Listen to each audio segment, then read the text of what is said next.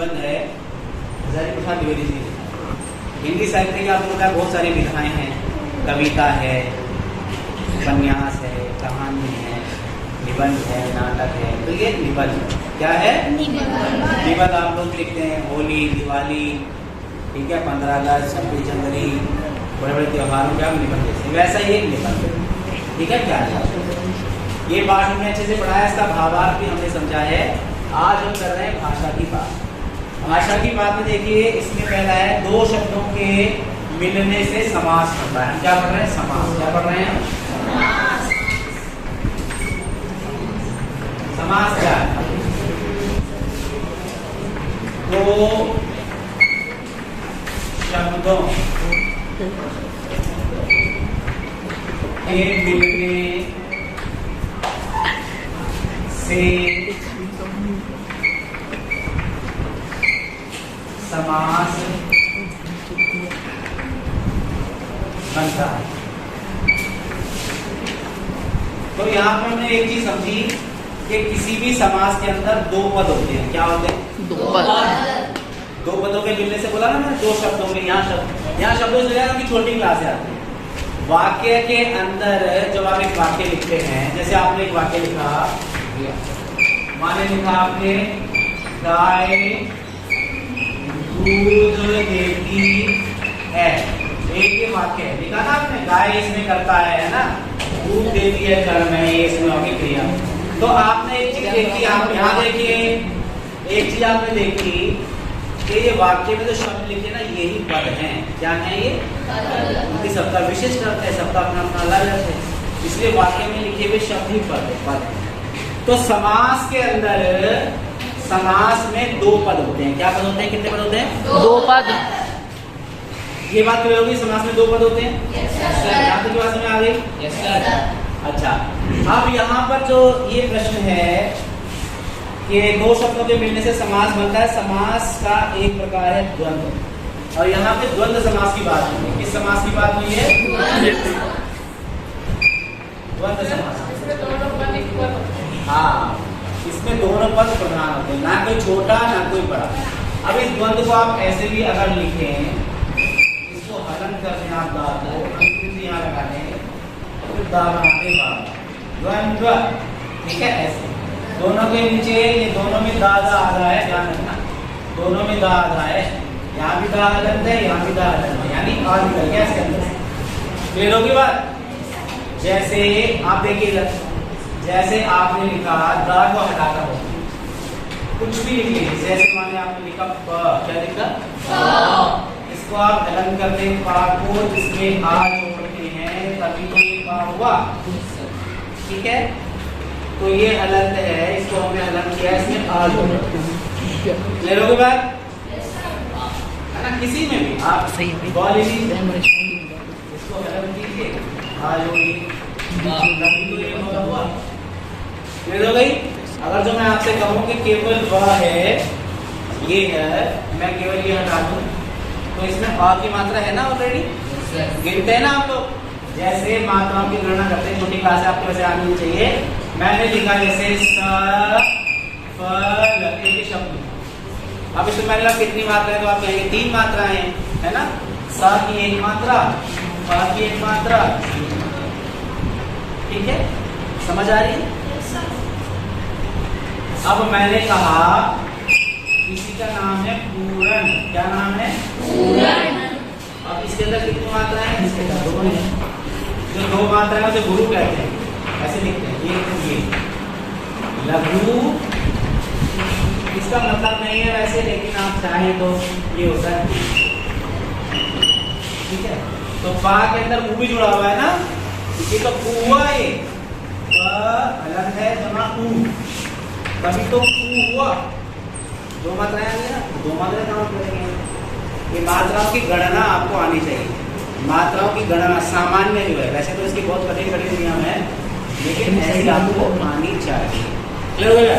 तो चलो कोई बात नहीं, अब हम चल रहे हैं द्वंद्व समास। द्वंद्व आप ऐसे भी लिख सकते हैं, दा को अलग करिए, लिख लीजिएगा बाद में। अब यहाँ देखिए, ये है द्वंद्व समास। क्या है? द्वंद्व समास। द्वंद्व समास के दोनों पद क्या होते हैं? प्रधान होते हैं। द्वंद्व समास में ऐसे लिखिए, द्वंद्व समास में दोनों पद, कितने पद? दोनों।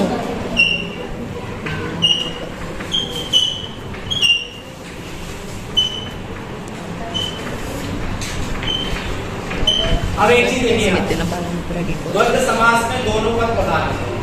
अब आप कहते हैं पद क्या है? मैंने आपको बताया ना कि वाक्य में जो शब्द है वे ही पद। लेने के बाद अब इसका उदाहरण से समझ में आएगा आपको। यहाँ देखिए, मैंने उदाहरण नंबर 1 लिखा, हाँ, उदाहरण। जैसे मैंने लिखा दिन, देखना भी ध्यान देना, मैंने लिखा दिन रात। क्या लिखा?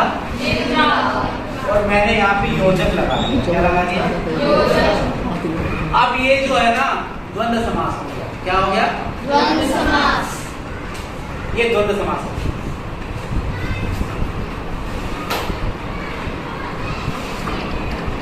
ऐसे समझिए, मैंने लिखा आपको दिन रात, देखो मैंने योजक लगाया है, ठीक है। अब ये दिन रात, ये योजक बता रहा है, इसका अर्थ है और। क्या अर्थ है? और। जब इसका विग्रह करेंगे, यानी इसको आप अलग अलग करके लिखेंगे, तो इसको आप लिखेंगे दिन और रात।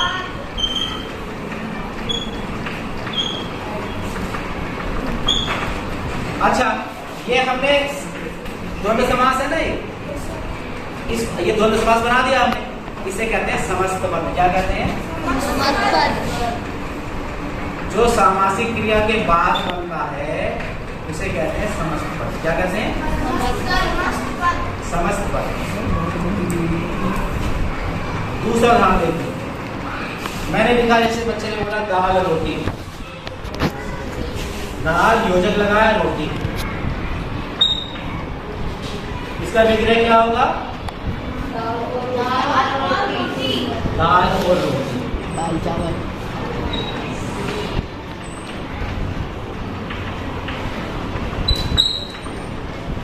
ठीक है, अब इसका बताएंगे। मैंने लिखा, बहुत आसान लिख रहा हूं, देखिए, दादा नानी दादी। क्या लिखूं? दादा और दादी। दादा और दादी।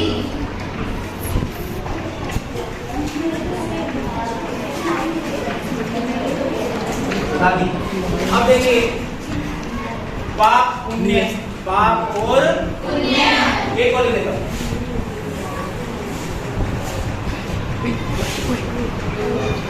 पाप पुण्य। तो ये क्या हो गया? पाप और पुण्य।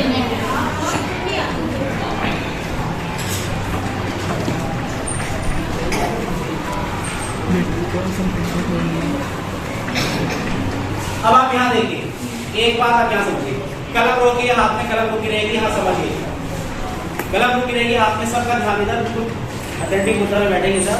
यहाँ देखिए, मैंने आपको बताया कि द्वंद्व समास है। द्वंद्व समास में दोनों पद प्रधान है।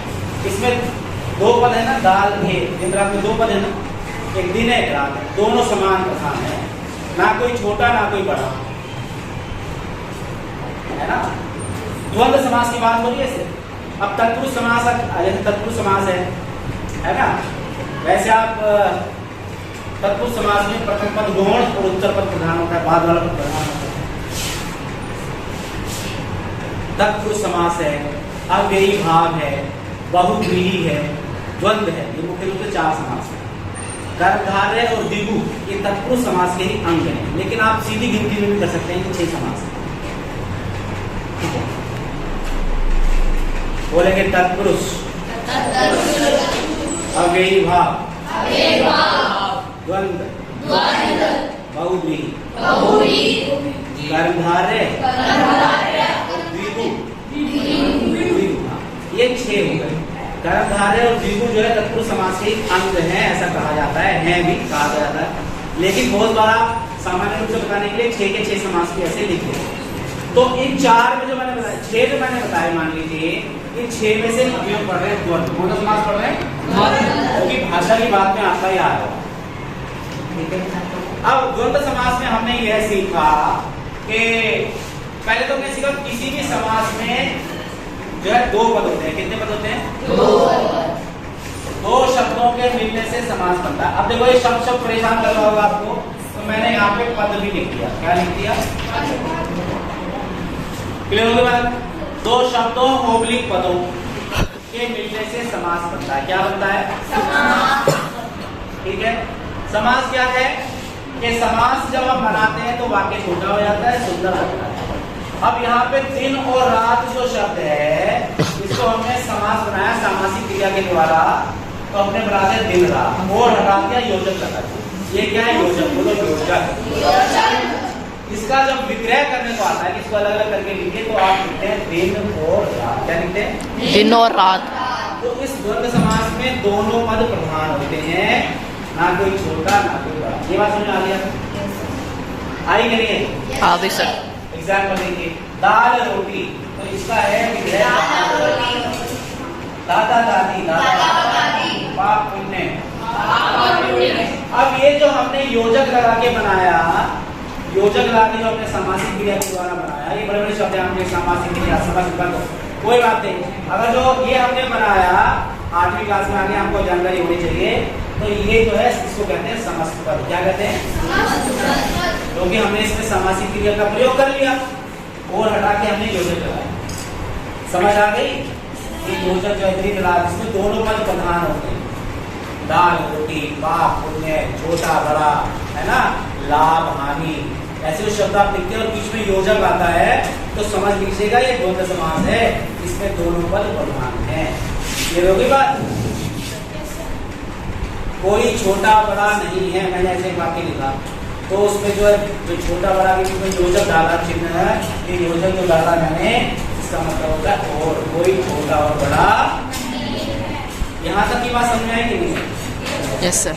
आप देखिए इसमें यही कहा गया, और हटा देते हैं, और हटाने के बाद जो है ये समस्त पद बन जाता है। तो चरम परम भीरू बेबस, ऐसे इसमें शब्द। क्लियर हो गई बात? कुछ समझ में आया? कोई बात, इतना समझ में आया, इतना करिए। उसके बाद और एग्जाम्पल के द्वारा मैं आपको यहाँ पे जो है बताऊं। ठीक है बच्चे? द्वंद्व समास भी है, सारे समासों की जानकारी आपको होनी चाहिए। समास की व्याकरण में जब आप गाइड वाइड खरीदते हैं तो उसमें समास बेसिक जानकारी होनी चाहिए। 8वीं क्लास तक समझ आ रही है? संज्ञा, सर्वनाम, विशेषण और संधि, समास, इन सब की जानकारी आपको होनी चाहिए। तो आज हमने सीखा द्वंद्व समास। मोटी मोटी जानकारी ली है, अभी आप ऐसा समझिए कि बहुत बारीक हमने समझा है, इतना समझ लेंगे तो काफी है। द्वंद्व समास दिन और रात ऐसे लिखा हुआ आता है आपकी परीक्षा में। दिन और रात में कौन सा समास है बता देंगे? कौन सा समास है? पिछली क्लास में आया था। देखिए 7वीं में आया तो 8वीं में आपको जानकारी होनी चाहिए। ठीक है, अभी आप इतना ही करिए। ठीक है बच्चों, ओके।